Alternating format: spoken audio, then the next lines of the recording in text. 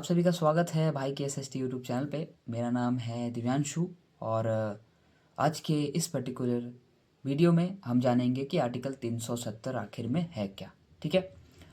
देखिए, मैं पहले आपको बोल दूं कि बहुत लोग 10-10 मिनट में 370 को समझा देते हैं, मगर 370 को मैं खुल के समझाना चाहता हूँ। मेरे अंदर जितना शब्द है मैंने 370 को जितना पढ़ा है, मैं चाहता हूँ कि मैं इस टॉपिक को एक प्लेलिस्ट बनाऊँ 4-5 वीडियो का। क्यों? क्योंकि 370 को समझना ज़रूरी है। क्यों समझना ज़रूरी है? एक सिंपल एग्जांपल दे रहा हूँ। आपका नाम क्या है? अच्छा, आपका नाम राम है। ओह अच्छा, ठीक है। 370 हट गया, आपको कैसा लग रहा है? 370 हट गया है, अच्छा लग रहा है। 370 के बारे में आप क्या जानते हैं? देखिए, 370 के बारे में मैं कुछ जानता तो नहीं हूँ, मगर मोदी गवर्नमेंट ने हटाया है, बीजेपी गवर्नमेंट ने हटाया है, तो अच्छा होगा। अच्छा अच्छा, ठीक है। अच्छा, आपका नाम क्या है? अच्छा, मेरा नाम अब्दुल है। अच्छा, देखिए, मोदी गवर्नमेंट ने 370 को हटाया है, ये अच्छा बात है कि ख़राब बात है? अ, बिल्कुल अच्छा बात नहीं है। 370 बिल्कुल नहीं हटना चाहिए। मैं मोदी गवर्नमेंट का अपोज कर रहा हूँ। अच्छा, 370 क्यों नहीं हटना चाहिए सर? बस इसीलिए नहीं हटना चाहिए क्योंकि मोदी गवर्नमेंट ने हटाया है। बस बस यही रीज़न। अब शुरू करते हैं कि आर्टिकल 370 है क्या और 35A है क्या। अब 35A क्या है? जब कभी भी हम आर्टिकल 370 पढ़ते हैं ना, तो उसके साथ साथ आर्टिकल 35A भी पढ़ना ज़रूरी है। ओके, देखो, जो आर्टिकल 370 है, इजी तरीके से समझो कि आर्टिकल 370 जम्मू कश्मीर को एक स्पेशल राज्य बनाता है। स्पेशल राज्य इसलिए बनाता है कि जैसे कि सेंट्रल गवर्नमेंट ने एक कानून लाया, तो वो कानून जैसे ही लाया तो हर जगह लागू हो गया, सारे स्टेट, सारे यूटी में लागू हो गया। मगर जम्मू कश्मीर में उस पर्टिकुलर कानून को लागू करने के लिए हमें उस कानून को जम्मू कश्मीर के स्टेट असेंबली में लाना पड़ेगा। मतलब कि जो जम्मू कश्मीर का जो स्टेट गवर्नमेंट है, उससे अप्रूवल लेना पड़ेगा। और अगर इस अप्रूवल में जम्मू कश्मीर के स्टेट गवर्नमेंट ने मना कर दिया, तो वो कानून जम्मू कश्मीर में पारित, वो कानून जम्मू कश्मीर में पास नहीं हो सकता। समझ में आ गया? सिर्फ 4 ऐसे टॉपिक थे जिसमें जम्मू कश्मीर और जो स्टेट गवर्नमेंट है वो साथ में काम करेगी। मतलब कि जो पावर है इस 4 टॉपिक में स्टेट गवर्नमेंट, जो सेंट्रल गवर्नमेंट है, उनके पास है। वो 4 टॉपिक क्या है? फर्स्ट है फाइनेंस, दूसरा है डिफेंस, तीसरा है फॉरेन अफेयर्स और चौथा है कम्युनिकेशन। मतलब कि इन 4 टॉपिक में, इन 4 पॉइंट्स में, इन 4 टॉपिक में जो हमारा सेंट्रल गवर्नमेंट है वो कानून बना सकता है, और वो कानून जो स्टेट गवर्नमेंट है उसे मानना पड़ेगा। ठीक है। अब 35A क्या होता है? Article 35A। अब 35A का मतलब है कि मान के चलो कि मैं एक जम्मू कश्मीर का 20 साल का लड़का हूँ। मतलब कि मैं एक जम्मू कश्मीर में एक कश्मीरी पंडित हूँ। ओके, तो जम्मू कश्मीर में स्कॉलरशिप, जम्मू कश्मीर के अच्छे कॉलेज, अच्छे यूनिवर्सिटी में एडमिशन, जम्मू कश्मीर में ज़मीन खरीदना, जम्मू कश्मीर में बिजनेस करना, जम्मू कश्मीर की लड़की के साथ शादी करना, ये सब के सब पॉइंट में सिर्फ और सिर्फ मैं पार्ट ले सकता हूँ क्योंकि मैं जम्मू कश्मीर का नेटिव हूँ, मैं जम्मू कश्मीर में रहता हूँ। ठीक ना? तो ये जो कानून है, ये जो 35A है, ये सिर्फ और सिर्फ जम्मू कश्मीर के लोगों के लिए है, आउटसाइडर के लिए नहीं है। इतनी बात समझ में आई? अब बात चलते हैं कि इतिहास क्या है 370 का, इतिहास क्या है 1947 का, इतिहास क्या है आर्टिकल 370 का। ठीक है। अब समझो, जब हमारा देश आज़ाद हो रहा था ना, तो उस समय में जो first governor general of India थे, sorry, first governor general of independent India जो थे, उनका नाम था माउंट बैटन। तो माउंट बैटन ने एक प्लान लाया, उस प्लान का नाम था माउंट बैटन प्लान। अब इस प्लान के अकॉर्डिंगली माउंट बैटन ने ये बोला कि एक राष्ट्र बनेगा जिसका नाम है पाकिस्तान, दूसरा राष्ट्र बनेगा जिसका नाम है भारत, इंडिया, तीसरा, जितने भी प्रिंसली स्टेट्स हैं, अगर 1947 की बात करें तो there are 565 princely states in India. ठीक है। अब उस 565 प्रिंसली स्टेट्स में से जिसको मैंने पाकिस्तान के साथ मिलना, पाकिस्तान के साथ मिल जाओ, जिसको मैंने इंडिया के साथ मिलना, इंडिया के साथ मिल जाओ, और जिसको मैंने इंडिपेंडेंट रहना, वो इंडिपेंडेंट रह जाओ। ठीक है।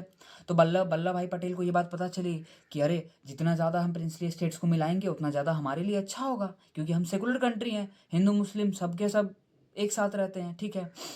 तो 565 में से 562 प्रिंसली स्टेट्स फाइनली मान गए भारत के साथ रहने को, भारत के साथ इंस्ट्रूमेंट ऑफ एक्सेशन को साइन करने के लिए मान गए। मगर जो 3 स्टेट थे, 3 प्रिंसली स्टेट थे, वो नहीं माने।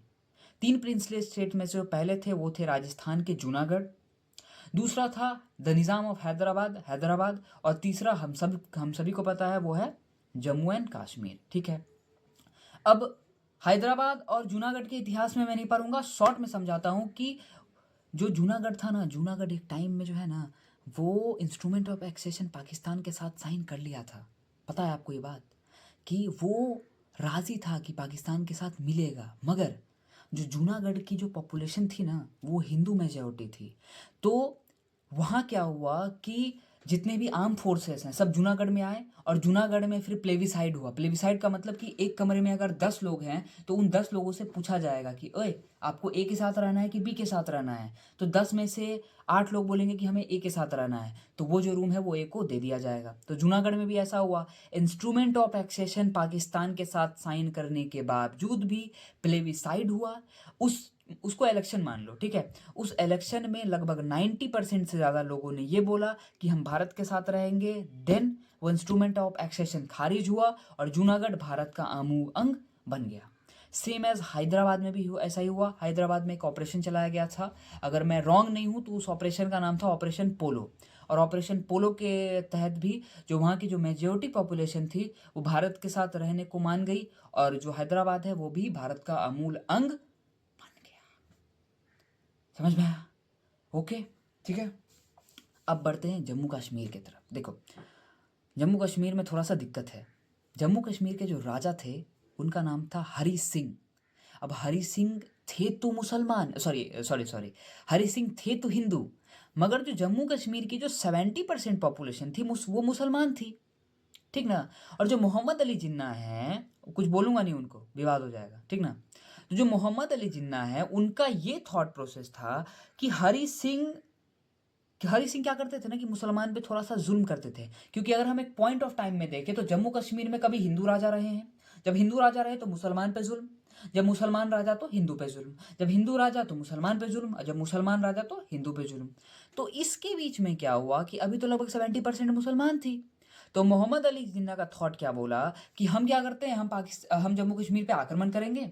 आक्रमण करने के बाद क्या होगा कि प्लेबिसाइड होगा, तो दोनों सेना पीछे हटेगी। दोनों सेना पीछे हटने के बाद वहाँ पे प्लेबिसाइड मतलब एक तरीके से इलेक्शन होगा, और लगभग 70% लोग तो मुसलमान हैं, तो वो पाकिस्तान के फेवर में आ जाएंगे, और जो पाकिस्तान है वो जो जम्मू कश्मीर है वो पाकिस्तान का अमू अंग हो जाएगा। मगर यहाँ पे पाकिस्तान ने गलती क्या की कि एक पश्तून पश्तून ट्राइबल ग्रुप था। उस पश्तून ट्राइबल ग्रुप्स के साथ क्या किया कि पाकिस्तान ने कश्मीर पे आक्रमण कर दिया, ठीक है। जबकि यूएन रिजोल्यूशन में, जब यूएन में पाकिस्तान जाता है ना, तो ये पश्तून ट्राइबल को वो बोलता है कि हमने नहीं कराया कुछ, हमको नहीं पता। पश्तून ट्राइबल, हमें क्या पता, वो तो मुजाहिदी थे, उनको मन किया तो वो अटैक करने चल गए। ये सेम एज बात कि ओसामा बिन लादेन हमारे यहाँ तो है, मगर हम आतंकवादी नहीं हैं। अजमल कसाब पाकिस्तान से तो आया था 26/11 आक्रमण करने के लिए, मगर हमने नहीं भेजा था। उसके यहाँ पे पाकिस्तान का झंडा नहीं था, उसके यहाँ पे पाकिस्तान आर्मी नहीं लिखी थी। अच्छा, मतलब पाकिस्तान के अंदर जो टेररिस्ट है वो, उसके ऊपर लिखा हुआ नहीं, यहाँ पे पाकिस्तान का झंडा नहीं है, यहाँ पे पाकिस्तान आर्मी नहीं लिखा हुआ, मतलब कि वो पाकिस्तानी नहीं है, मतलब पाकिस्तान का इसमें कोई रोल नहीं है। बहुत अच्छी बात, ठीक है। तो यूएन में वो बोलता है कि जो पश्तून ट्राइबल थे ना, इनसे हमारा कोई मसला नहीं है, ये हमारे लोग नहीं हैं, इनको मन किया तो ये आक्रमण कर दिए, ठीक है। जबकि सच्चाई ये है कि पाकिस्तान जो है वो पश्तून ट्राइबल के द्वारा आक्रमण कराया जम्मू कश्मीर में। जब जम्मू कश्मीर में आक्रमण हुआ, रंजीत सिंह घबरा गए। रंजीत सिंह आए दौड़े दौड़े हमारे जवाहरलाल नेहरू के पास। जवाहरलाल नेहरू को बोले कि सर प्लीज़ बचा लो, बहुत आक्रमण चल गया है वहाँ, वुमेन के साथ ऐसा ऐसा हो रहा है, और दुकानें लूटी जा रही है, हर जगह आग लगाया जा रहा है चाहे हिंदू हो चाहे मुसलमान हो, सबको मारा जा रहा है, सबको काटा जा रहा है, क्या करें हम। अब समझना, ये क्रिटिकल पॉइंट है। इस पॉइंट में जवाहरलाल नेहरू का दिमाग बहुत तेज है, हम सभी को पता है। इस पॉइंट ऑफ टाइम में जवाहरलाल नेहरू अगर चाहते तो किसी भी, इनफैक्ट खाली डॉक्यूमेंट पे भी साइन करा सकते थे, ठीक है, करा सकते थे। मगर आखिर में इंस्ट्रूमेंट ऑफ एक्सेशन साइन हुआ। हरी सिंह ने साइन किया कि जो जम्मू कश्मीर है वो इंडिया का अमूल अंग है, और जम्मू कश्मीर जो है वो इंडिया का अमूल अंग है, अब इंडिया का पार्ट है। उसके बाद क्या हुआ कि जो इंडियन आर्मी थी उन्होंने आक्रमण कर दिया, और अब जो ये आक्रमण हुआ तो वो इंडिया और पाकिस्तान का आक्रमण हुआ, मतलब दो कंट्री के बीच में आक्रमण हुआ। जब ये वॉर चल ही रही थी, यूएन, अब यूएन में जैसे गए तो जो हम आज के टाइम में बोलते हैं 2018 से लेकर 2024 तक बोलते हैं कि हम 370 को इसीलिए हटा है क्योंकि जो आर्टिकल 370 है वो भारत का मैटर है। जो आर्टिकल 370 है, जो जम्मू कश्मीर है, Jammu Kashmir is a internal matter of India. फिर पाकिस्तान क्या बोलता है कि आप ही के तो प्राइम मिनिस्टर गए थे उस समय में, आप ही के प्राइम मिनिस्टर तो उस समय में गए थे यूएन में, और यूएन में जाके बोल दिए थे कि ये इंटरनल मैटर कहाँ है, पाकिस्तान आक्रमण कर रहा है जम्मू कश्मीर के ऊपर। ठीक है, अब इसके बाद क्या हुआ? अब इसके बाद ये हुआ कि दोनों आर्मी को पीछे हटना था, प्लेबिसाइड होना था, जम्मू कश्मीर में इलेक्शन होना था। उस इलेक्शन का मतलब एक तरीके से प्लेबिसाइड, मतलब चुनना था कि आप भारत के साथ जाना चाहते हो कि पाकिस्तान के साथ जाना चाहते हो। ना ही वो दोनों आर्मी पीछे हटी, ना ही पाकिस्तान पीछे हटा। जब पाकिस्तान नहीं हटा तो भारत भी नहीं हटा, ना ही प्लेबिसाइड हुआ। और जब इंस्ट्रूमेंट ऑफ एक्सेशन साइन हो रहा था तो उस इंस्ट्रूमेंट ऑफ एक्सेशन में लिखा हुआ था कि जो आर्टिकल 370 है, आर्टिकल 370 भीमराव अंबेडकर ने नहीं लिखा था, समझो, भीमराव अंबेडकर ने आर्टिकल 370 नहीं लिखा था, ठीक ना। तो आर्टिकल 370, आर्टिकल 1 और आर्टिकल 370, इसके अलावा जितने भी कानून होंगे वो जम्मू कश्मीर में लागू नहीं होंगे। आज का लेक्चर सिर्फ यहीं तक रहेगा। आगे हम जानेंगे कि कैसे 370 हटा, उसके बारे में और भी बहुत कुछ जानना है हमें। मेरा ये लेक्चर को आज ख़त्म करते करते सिर्फ एक सवाल है कि जब रंजीत सिंह की इतनी ज़्यादा हालत ख़राब थी तो नेहरू जी को उस पॉइंट ऑफ टाइम में यूएन जाने का क्या मतलब था? वो यूएन क्यों चले गए धरफरा के? क्या वो दिखाना चाहते थे? क्या वो बाहर का पावर हमारे साथ है, जबकि बाहर का पावर हमारे साथ नहीं है? यूएस उस समय हमारे साथ तो था नहीं, वो पाकिस्तान के साथ था। और उस समय रंजीत सिंह घबराए हुए थे। हम चाहते तो कोड़े पन्ने पे भी साइन करा सकते थे, मगर उस समय जो इंस्ट्रूमेंट ऑफ एक्सेशन साइन हुआ उसमें साफ साफ लिखा हुआ है कि आर्टिकल नंबर 1 क्या है? India that is Bharat is a union of state. और आर्टिकल 370 आपको पहले बताएं कि जितने भी कानून बनेंगे वो सिर्फ और सिर्फ जो हमारे स्टेट गवर्नमेंट है जम्मू कश्मीर का, वो अगर पास करेगा तो ही पास होगा। तो हमें उस समय में रंजीत सिंह का तो गर्दन हमारे हाथ में था, तो उस समय तो हम किसी भी डॉक्यूमेंट पे साइन करा सकते थे। तो आज का लेक्चर मैं यहीं पे ख़त्म करूँगा इसी क्वेश्चन को डाल के कि आखिर नेहरू जी ने ऐसा क्यों नहीं किया। मैं जवाब नहीं दूंगा। अगर आज का वीडियो यहीं तक, नेक्स्ट वीडियो में हम जानेंगे कि क्या क्या रीज़न आगे है 370 हटाने की, 370 आखिर हटा क्यों। ठीक है, मिलता हूँ आपसे नेक्स्ट वीडियो में, तब तक के लिए जय हिंद।